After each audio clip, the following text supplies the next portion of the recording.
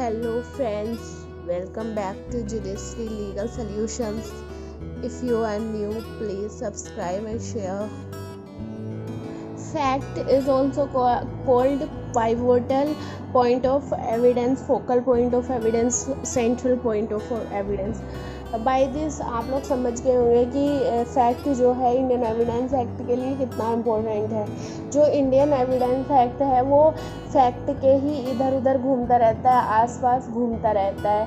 Fact को prove करना और फैक्ट को डिसप्रूव करना ही इंडियन एविडेंस एक्ट में सबसे ज़्यादा बताया गया है। पूरे इंडियन एविडेंस एक्ट को जब हम खोल के देखते हैं तो डायरेक्टली इनडायरेक्टली वो बात कर रहा होता है फैक्ट को प्रूव करने की या किसी फैक्ट को डिसप्रूव करने की। तो जब फैक्ट इतना इम्पोर्टेंट है इंडियन एविडेंस एक्ट के लिए तो हमें समझने की ज़रूरत पड़ती है कि एक्चुअली फैक्ट है क्या। तो बेंथम ने जो है फैक्ट को दो पार्ट में डिवाइड किया है। उसने कहा है कि फैक्ट जो होता है एक फिजिकल फैक्ट होता है, एक साइकोलॉजिकल फैक्ट होता है। तो फिजिकल फैक्ट क्या होता है? फिजिकल फैक्ट ये होता है, सपोज आप लोग मेरा यूट्यूब चैनल देख रहे हैं तो आप लोग क्या कर रहे हैं, अपनी आइज़ से परसीव कर रहे हैं मेरी वीडियो। तो मेरी जो वीडियो आप लोग परसीव कर रहे हैं ये एक फिजिकल फैक्ट है। कल को कोर्ट में कोई भी वीडियो से रिलेटेड आपको एविडेंस देना पड़ा ऑल्दो नहीं देना पड़ेगा ऐसा, बट एक सपोज करने की बात कर रही हूँ, तो वो फिजिकल एविडेंस फिजिकल फैक्ट में आएगा। ओके, तो आप लोग जो कुछ देखते हैं या जो कुछ स्मेल करते हैं, जैसे आपके आसपास कोई अच्छा परफ्यूम लगा के आता है तो आपको अच्छी फ्रेगनेंस आती है, तो वो आप लोग स्मेल कर सकते हैं, तो वो भी एक फिजिकल फैक्ट है। जो आप लोग by eyes, by ear, by nose कुछ भी जो हम परसीव कर सकते हैं वो फिजिकल फैक्ट होता है। और साइकोलॉजिकल फैक्ट वो होता है जो एक्चुअली किसी के माइंड में होता है, जो क्राइम कर रहा हो उसके माइंड में होता है, या जो कोई भी किसी भी तरह का जो फैक्ट का एविडेंस देना चाहता हो उस पर्सन के एक्ट से हम ड्राइव करते हैं कि एक्चुअली उसकी मेंटल कंडीशन क्या होगी। जैसे ए ने बी को किल किया, तो अब ए ने बी को जो शूट किया वो वाइटल पार्ट पे शूट किया बॉडी के, तो हम यहाँ पर उसके एक्ट से हम परसीव कर सकते हैं कि उसकी मेंटल कंडीशन उसको इंटेंशन टू किल रही होगी, तभी उसने वाइटल पार्ट पे जो है शूट किया जिससे कि वो इमीडिएटली मर जाए। ओके, अब हम देखते हैं जस्टिस मुनीर ने फैक्ट को जस्टिस मुनीर ने भी दो पार्ट में फैक्ट को क्लासीफाई किया है, दो पार्ट में डिवाइड किया है। तो उसने क्या क्या कहा है? उसने कहा है एक होता है फैक्ट इन इशू यानी फैक्टम प्रोवेंडम, और एक होता है रिलेवेंट फैक्ट यानी फैक्टा प्रोवेंशिया। तो फैक्ट इन इशू जो है वो हम लोग अगली वीडियो में देख लेंगे। एक्चुअली मैं आपको ऊपर से बता देती हूँ कि फैक्ट इन इशू जो है वो बात करता है किसी भी पार्टी के राइट्स या लाइबिलिटीज़ की एग्जिस्टेंस या नॉन एग्जिस्टेंस या फिर एक्सटेंट ऑफ लाइबिलिटी की बात करता है। और जो रिलेवेंट फैक्ट होता है वो दिया हुआ है सेक्शन 6 से आगे को 55 तक जो भी फैक्ट्स दिए गए हैं वो सारे रिलेवेंट फैक्ट हैं। तो ये जस्टिस मुनीर का क्लासिफिकेशन हमें इंडियन एविडेंस एक्ट में मिल जाता है। ओके, तो अब जब हम फैक्ट देख ही रहे हैं तो हमें फैक्ट की डेफिनेशन देखना बहुत ज़रूरी हो जाता है सेक्शन 3 में। तो फ्रेंड्स आप लोग बेयर एक्ट खोल के देख लें, तो बेयर एक्ट के सेक्शन 3 में जो है फैक्ट को डिफाइन किया गया है। तो उसमें कहा गया है कि fact means and includes. Means का मतलब होता है एक तरह से एग्जॉस्टिव, मतलब इसके अलावा और कोई चीज़ नहीं आएगी, बस यही चीज़ फैक्ट में इंक्लूड होगी, आप अपने मन से कुछ और नहीं जोड़ सकते। तो इसका मतलब मीन्स का मतलब होता है एग्जॉस्टिव, मतलब इसके अलावा कुछ नहीं जोड़ा जा सकता, और इंक्लूड्स का मतलब होता है कि नॉट एग्जॉस्टिव यानी कुछ जोड़ा जा सकता है। तो अब हम यहाँ पर जब हम डेफिनेशन को देखते हैं तो दोनों वर्ड यूज़ हुए हैं, मीन्स भी यूज़ हुआ है और इंक्लूड्स भी यूज़ हुआ है। तो इसको हम कहते हैं शॉर्ट ऑफ एग्जॉस्टिव, मतलब एग्जॉस्टिव है भी, मतलब फुल्ली एग्जॉस्टिव नहीं है। तो अब मीन्स में जो एक्चुअली हम बात कर रहे हैं यहाँ पर वो बात की गई है कैटेगरी की। जो कैटेगरी है वो एग्जॉस्टिव है, यानी जो जो कैटेगरीज इसमें बताई गई हैं वो ही कैटेगरीज सिर्फ और सिर्फ फैक्ट में फॉल करेंगे। उसके अलावा आप कोई नई कैटेगरी नहीं ला सकते फैक्ट को डिफाइन करने के लिए। लेकिन कैटेगरी के अंदर क्या क्या चीज़ आएंगी, कैटेगरी को वाइड किया जा सकता है, मतलब उसमें हम कुछ भी इंक्लूड कर सकते हैं। कुछ भी का मतलब ये नहीं कि आप कुछ भी इंक्लूड कर देंगे, कुछ भी का मतलब ये है जो चीज़ इंक्लूड हो सकती है उसको हम लोग इंक्लूड कर सकते हैं। ओके, तो इस तरह से ये एक तरह से शॉर्ट ऑफ एग्जॉस्टिव है। अब हम डेफिनेशन को देखते हैं। तो डेफिनेशन कहती है एनीथिंग, स्टेट ऑफ थिंग्स और relation of things capable of being perceived bye senses. So anything which can be perceived bye senses, तो वो फैक्ट होगी। अब परसीव्ड बाय सेंसेस में क्या होता है कि हम परसीव करते हैं बाय नोज या बाय ईयर या बाय आईज। अब इसको हम एग्जांपल ले लेते हैं, हम इसी की इलस्ट्रेशंस देख लेते हैं जो बेयर एक्ट में दी गई हैं। जो फर्स्ट वाली इलस्ट्रेशन है आप लोग पढ़ लें, that there are certain objects arrange in certain order in a certain place is a fact. Okay, कि सर्टेन जो ऑब्जेक्ट्स हैं वो सर्टेन मैनर में अरेंज किए हुए हैं, यानी एक कप यहाँ पर रखा हुआ है, दूसरा कप यहाँ पर, तीसरा कप यहाँ पर, बड़ा कप सबसे पहले, छोटा फिर छोटा फिर छोटा, इस तरह से अगर अरेंज किया गया तो वो हम बाई आइज परसीव कर लेते हैं। तो ये एक तरह से फैक्ट है। और ये कौन सा फैक्ट है? Physical fact. जो भी सेंसेस से हम परसीव करेंगे वो सारे ही फिजिकल फैक्ट होंगे। और दूसरा क्या है? दैट अ मैन हर्ड और सा समथिंग इज अ फैक्ट, मतलब ए ने बी को किल करते हुए देखा, तो यहाँ पर जो किलिंग का जो प्रोसेस उसने देखा वो फिजिकल फैक्ट है, उसने परसीव किया बाय आईज। अब तीसरा देखते हैं, that a man said certain word is a fact, मतलब मैंने कुछ कहा, मैं अभी वीडियो में इतना सब कुछ आपसे कह रही हूँ, ये भी एक फैक्ट है।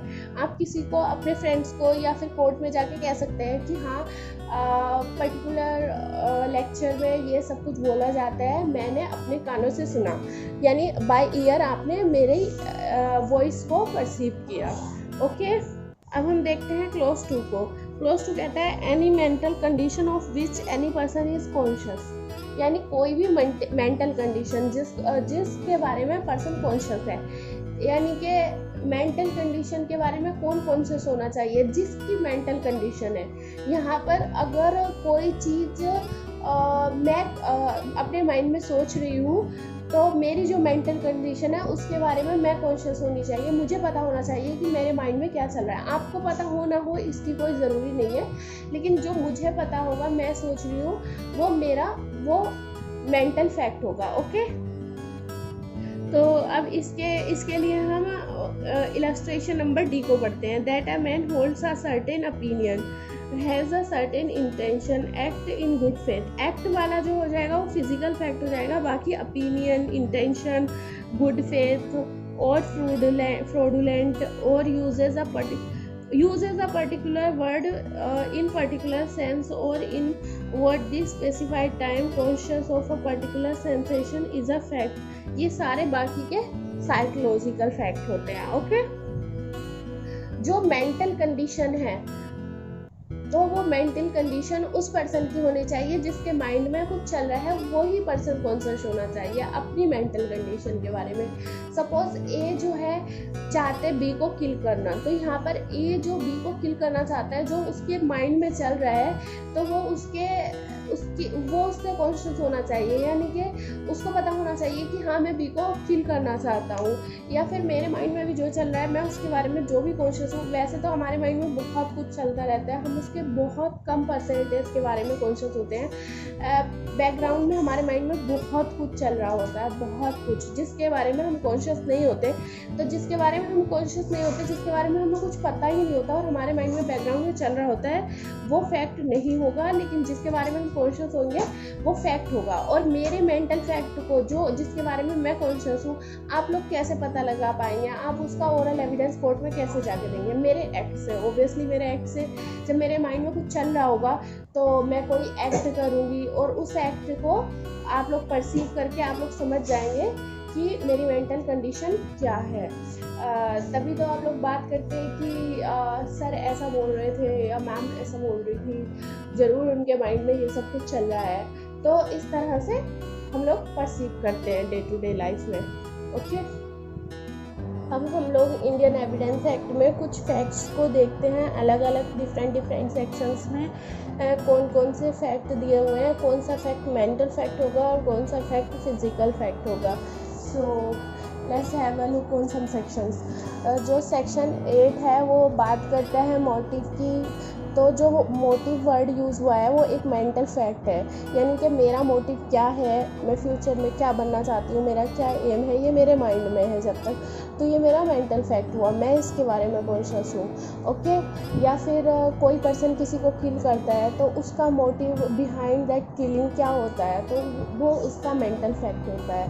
ओके, और दूसरा है प्रिपरेशन एंड कंडक्ट। तो प्रिपरेशन में सपोज़ बुक्स पढ़ती हूँ सारा दिन, तो उससे पता लग जाता है कि मैं प्रिपेयर कर रही हूँ, तो ये फिज़िकल फैक्ट है। या मेरा कंडक्ट कि मैं कहाँ को चल के जा रही हूँ, मैं क्या कर रही हूँ, मैं कैसे पढ़ा रही हूँ, ये मेरा कंडक्ट, ये दोनों चीज़ें जो हैं फिज़िकल फैक्ट हैं। ओके, कि कोई भी प्रिपरेशन और कोई भी कंडक्ट एक फिज़िकल फैक्ट हुआ।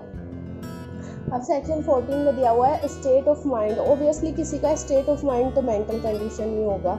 और दूसरा है स्टेट ऑफ बॉडीली फीलिंग, यानी कि आई एम फीलिंग कोल्ड और आई एम फीलिंग कुछ भी, मुझे फीवर हो रहा है, मतलब सब कुछ ही बॉडीली फीलिंग तो मेरे अंदर रहेंगी ना। मैंने किसी को नहीं बताई है, कोई मेरी बॉडीली फीलिंग तो परसीव नहीं कर सकता ना बाई आईज या बाई सेंसेस, जब तक मैं कोई कंडक्ट ना करूँ। और कंडक्ट करते ही वो फिजिकल फैक्ट बन जाएगा, लेकिन जब तक मैं कंडक्ट ना करूँ तब तक वो मेरा मेंटल फैक्ट ही रहेगा। और उस कंडक्ट से ये तो पता लगा, ये तो कि मैं क्या कंडक्ट कर रही हूँ ये तो फिजिकल फैक्ट होगा, लेकिन मेरे कंडक्ट से मेरी बॉडीली फीलिंग पता चल रही है, तो वो बॉडीली फीलिंग मेरी मेंटल, वो जो होगा वो मेंटल फैक्ट होगा। ओके, अब सेक्शन 15 को देखते हैं। तो सेक्शन 15 में है फिजिकल एक्सीडेंटल भी एक फिजिकल फैक्ट है, बिकॉज ये किसी की पर्सनल नॉलेज पे बेस्ड नहीं होता है कि जो एक्सीडेंट होता है, ब्रेक फेल हुए हैं गाड़ी के, तो ये ब्रेक फेल देखा जा सकता है, बाई आइज परसीव किया जा सकता है। और दूसरा वर्ड जो सेक्शन 15 में यूज़ हुआ है वो इंटेंशनल यूज़ हुआ है। इंटेंशनल यानी मेरी इंटेंशन ये है, तो ये जो है इंटेंशनल जो है ओबियसली मेंटल फैक्ट है, क्योंकि ये माइंड में रहती है। ओके, और एक तरह से सिमिलर अक्रेंसेस भी यूज़ हुआ है इंडियन एविडेंस एक्ट में। तो सिमिलर अक्रेंसेस ये जो है फिजिकल फैक्ट है, यानी बार बार कोई चीज़ अगेन एंड अगेन कोई पर्सन करता है, तो वो अर्लियर भी किया था, ये चीज़ तो परसीव की जा सकती थी ना। जैसे सपोज ए बी को स्लैप करता है, थप्पड़ मारता है, फिर थोड़े दिन बाद फिर थप्पड़ मारता है, फिर थोड़े दिन बाद फिर थप्पड़ मारता है, तो ये बार बार करता है। सिमिलर अक्रेंसेस ये तो फिजिकल फैक्ट है, ये जो है बाई आइज परसीव किया जा सकता है, और ओबियसली साउंड भी सुना ही जा सकता है कि उसने उसको स्लैप किया। ओके, और डाइंग डिक्लेरेशन जो है वो फिजिकल फैक्ट है, क्योंकि जब मैं समवन इज डाइंग तो वो मुंह से बोलता है कि मेरे को पर्टिकुलर पर्सन ने मारा है, तो वो बता रहा है, तो वो कैन बी हर्ड, तो वो भी जो है ईयर से परसीव किया जा सकता है, इसलिए that is also a physical fact. और कन्फेशन एंड एडमिशन भी फिजिकल फैक्ट है। ऑब्वियसली कोई कन्फेशन जो है वो एडमिशन ऑफ गिल्टी होता है, और एडमिशन जो है कोई स्टेटमेंट होता है, तो वो सुने जा सकते हैं, तो वो दोनों भी फिजिकल फैक्ट है, can be heard by year. Okay, perceived by year. अब किसी पर्सन की नॉलेज उसके माइंड में है कि ए ने बी को मारा, ये बात किसी विटनेस के माइंड में है, तो ऑब्वियसली जब उसके माइंड में है कि किसने किसको मारा, तो वो एक मेंटल फैक्ट हुआ। और जब वो बता देता है तो वो सुना जा सकता है, जब उसने सुन लिया तो वो एक तरह से स्टेटमेंट ओरल एविडेंस बन जाता है, और वो ओरल एविडेंस जो होता है, जो उस ओरल एविडेंस को सुन रहा है वो थर्ड पर्सन उसको हियर कर रहा है, तो वो एक फिजिकल फैक्ट बन जाता है, but that is not admissible, क्योंकि वो हियर से एविडेंस हो जाता है। Okay, it's enough for today. Please subscribe my channel so that आप लोगों को सबसे पहले मेरी वीडियो मिलती रहे तो आप लोग सब्सक्राइब करें, और सब्सक्राइब करने के बाद जो बेल आइकन दिखाई देगा आप उसको प्रेस करें। अब please share and comment and like. आप लोगों का share, comment, like and subscribe भी मेरे को मोटिवेट करता है फर्दर ऑन अच्छी वीडियो बनाने के लिए। बहुत मेहनत लगती है एक वीडियो को बनाने के लिए, और उसका फ्रूट होता है आप लोगों के share, subscribe and like and comment. Okay, bye.